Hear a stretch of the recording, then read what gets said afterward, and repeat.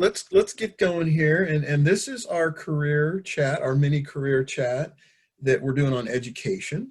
And so I want to go ahead and introduce Alden Homrich, and he is, of course, a center alum. And I have it down that you are an English language arts teacher at the WEB how do you say Uh, Typically be Dubois, but he pronounced it Dubois. Boy Hmm. Academy. And you said that's the Louisville area? Yes, sir. Hmm. Okay. So what Alden's going to do here, oh, here we go. We got Kellen Bass coming in. He's a student. Um, Nice. but what you're going to do here now is talk a little bit about your what you do and how you got there, and any thoughts you might have for those who are interested in teaching, and then we'll uh, ask a few questions at the end. Yeah, absolutely. So yeah, of course, thank you for having me, right? Thank you for giving the center dudes, the center students, right, this opportunity and then allowing me to speak. But right, my name is Alden Homrich. I graduated from Center in 2014. I'm originally from Atlanta, Georgia, so I was an implant into the state of Kentucky, and I've stuck around ever since. While I was at Center, I was an English major and an education minor, and I was also a football player.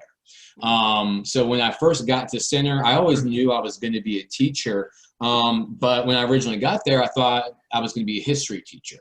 But then I took just a couple history classes, and I was like, this is fun, but it wasn't as, I had more fun. Is Professor Froelich still at Center? I don't think I I remember. think he was. I think he was philosophy technically. Okay. Um, but I took my humanities class with Professor Froelich, and I just was having so much more fun in humanities, just talking about, the Odyssey and some of those different works. I was like, this, I might be onto something here. So going into my sophomore year, I changed from history to an English major and kept the education minor. And during my time at Center, of course, absolutely loved it. Got to do some student teaching at Danville High School and Boyle County High School. And finished, of course, with the English major, and then started figuring out, okay, well, where am I going to go?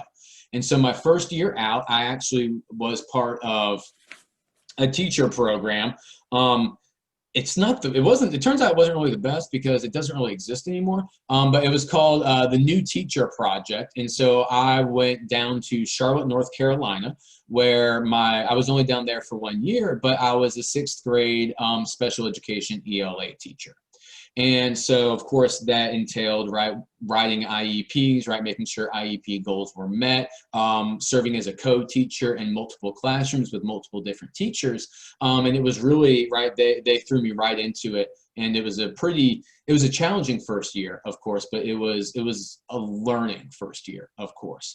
After that first year, I moved. I had that Kentucky bug still in me, so I moved to Louisville, which is where I currently reside. And then so over the past 6 years, I taught 7th and 8th grade ELA at St. Edward's School out in Jeffersontown. And then I spent 3 years at Sacred Heart Academy, one of the all-girls high schools here in the city. And during my time there, I taught sophomores, juniors, and seniors a variety of different levels, right, a variety of different experiences. And then this is actually my first year at WEB Du Bois Academy, which is actually I don't know. It's not a charter school, but it's because it's a public school, but it's kind of like a charter school. But basically, we've got 150 dudes in each grade. We're 6th, 7th, and 8th grade right now. 98% minority, right? Latinx, Black American, the whole gambit. And it will eventually open up all the way to a 6th through 12 high school. And so right now I'm teaching 7th grade ELA there. I know that there are 2 other Center alums who actually teach at Du Bois. Jake Williams, who I graduated with, and then Matthew Howell. He's a science teacher there. I know he was older than me, but I don't remember what year he graduated. And so, really, really liking the opportunity that I found myself in the job placement. But really, I mean, the biggest thing that I always say about education is a joke that I like to make is you don't have to like kids. You just have to like helping people. You have to like helping people succeed. And if you're one of those kinds of people who gets as much enjoyment watching others succeed, then I think education is a very good field for you, for whoever to go in, right? Kellen, I'm gonna talk to you because you're the only dude here right now, but thanks for making it, man.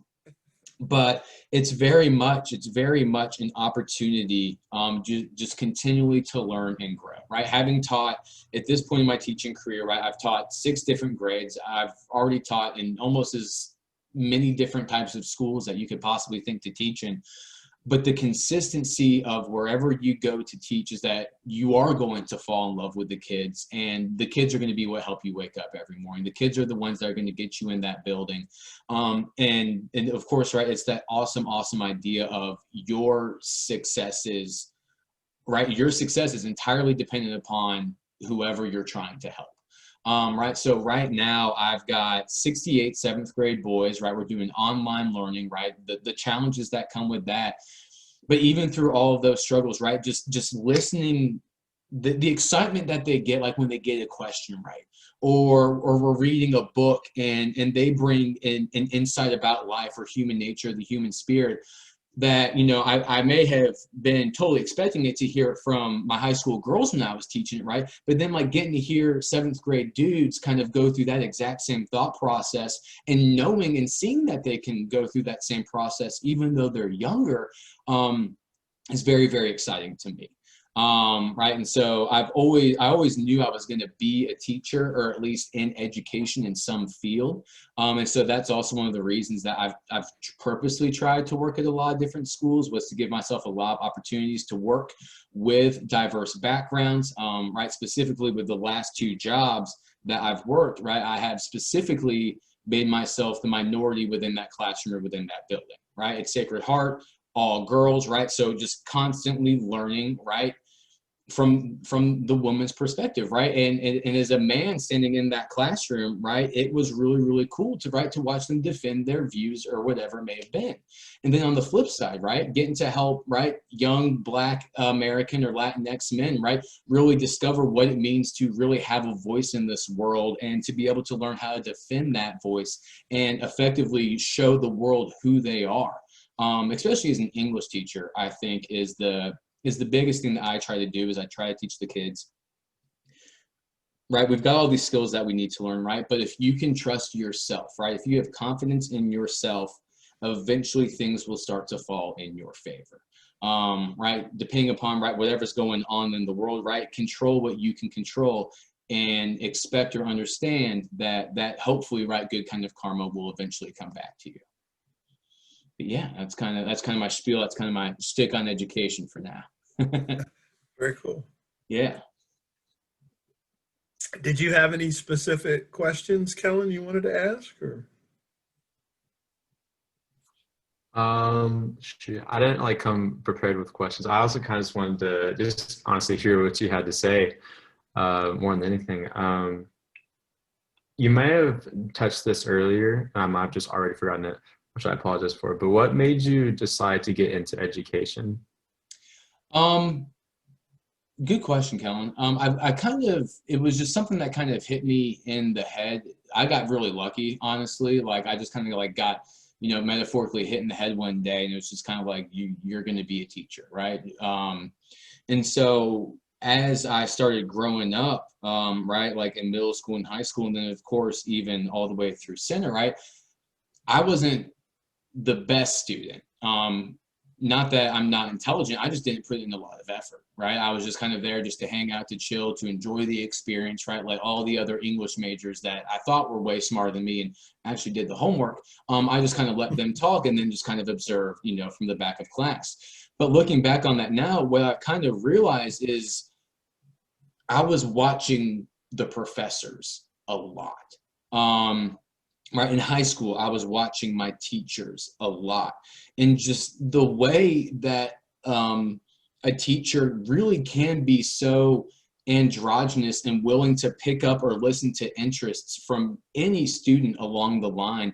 That's something that I really enjoy doing, and that's one of the things that I really like is, right, just helping people inspire confidence within themselves. Like for my dudes right now, we might, I might be talking with a couple of guys about the football games that happened over the weekend, but then, 45 seconds later, I'm talking to one of my dudes about like the really awesome anime show that they were watching, or, then one more, nice. Right. But then you're like, maybe to another guy, right, I'm talking to him about the book that he read. But then being able to take those little pieces and integrate that within their curriculum and kind of show them, right, just like humans, just like human nature, all these little pieces of art that are out there, right, all these little stories that people have to tell, right, they're all working towards that common goal of connectedness. And so getting able to help people kind of understand that process, now that I've been in the game for a little bit, I think really is my favorite part of the educational process of being a teacher. I've actually heard teachers say that they have that attitude of learning as much from their students as they're teaching. So what I hear you saying a little bit is a give and take, and yeah, and a curiosity. You're not there as the burning bush. You hopefully, and I'm sure you do, teach your students a lot with your experience, but having sort of a curiosity mindset and valuing the students from wherever they're at. Mm-hmm. Yeah, sounds important to teaching. Yeah. Oh, absolutely. And one of the phrases that teachers will talk about, or that they'll use, to talk about different styles of teaching, they'll say, well, it's very important, right, that you're not the mage on the stage, you're the guide on the side. Yeah, I like that. Yeah, right. So making sure that consistently, right, that your students are talking at least as much as you are, right, on those big discussion days in class, right? Of course, there's going to be days where, right, you've got to give some direct instruction, right? If I'm teaching 7th grade boys about how, right, what a theme is in a book, right, then that'll be a heavy day.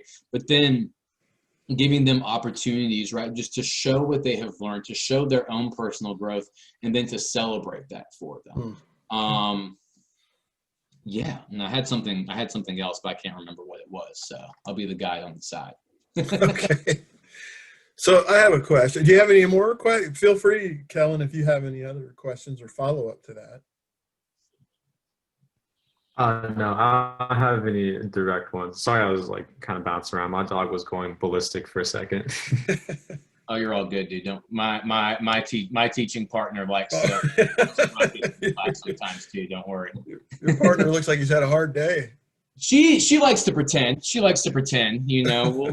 We'll get her a walk later on, but okay. Yeah. Cool. Mm-hmm.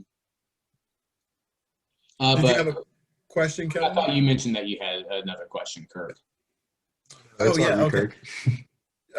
No, you talked about what you like best about teaching, and I always like to ask the flip side. What's the part that's the most challenging or frustrating, if to be aware of, Yeah. Oh, absolutely. And this will probably sound weird. And Kirk, I don't want to insult you if you have any children. But it's weird because oftentimes it's parents that get in the way. Yeah. Right. The kid, right. Kids are going to be kids, right?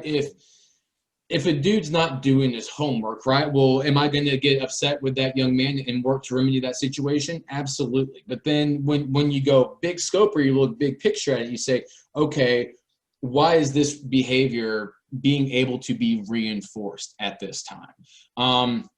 Because it sounds, and it might sound a little weird, right? But and obviously I'm not going to say I love my students as much as their parents do, right? But it's understanding that it is a partnership. And if Mr. Homrich disciplines a student or gives a student a bad grade or something along those lines, there's no malicious intent behind it, right? There's no reason that I'm doing it other than I have high expectations for my students, and that's unyielding, right? I have a pretty good idea of where we think they need to go, right? We as a school, right, have come up with a plan for success for these students. And if parents are bought in, right, obviously, then that's the best case scenario of what you could hope for.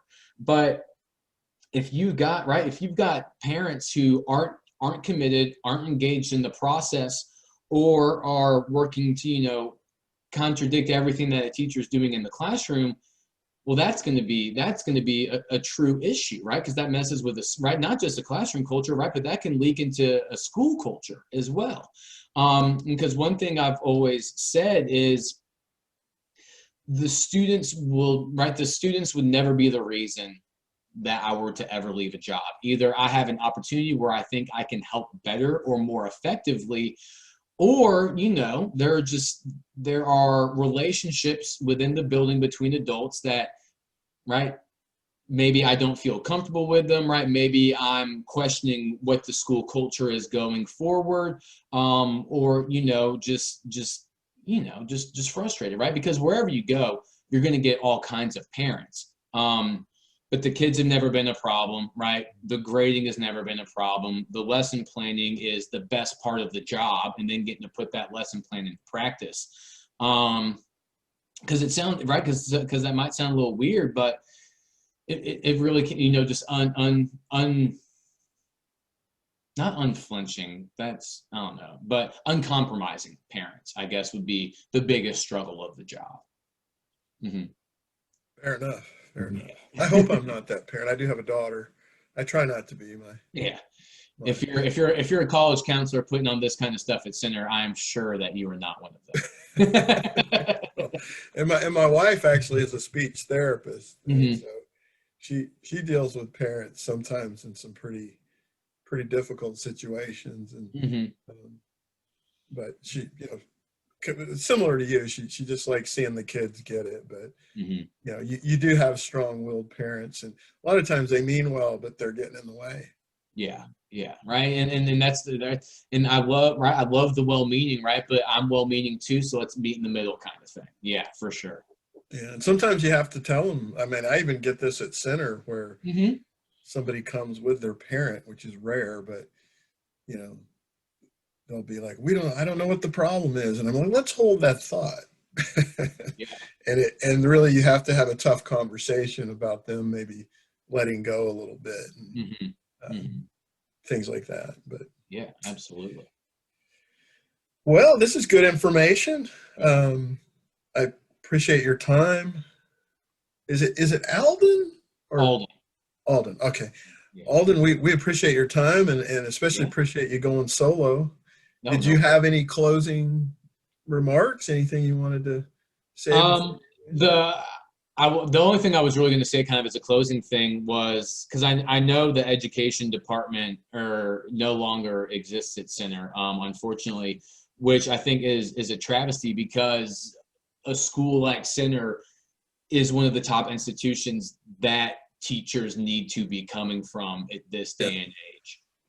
Right? No knock against, any other universities, but the way Center College teaches people to think, and the way it teaches them to go about solving their own problems, those are the kinds of teachers that we need in buildings right now.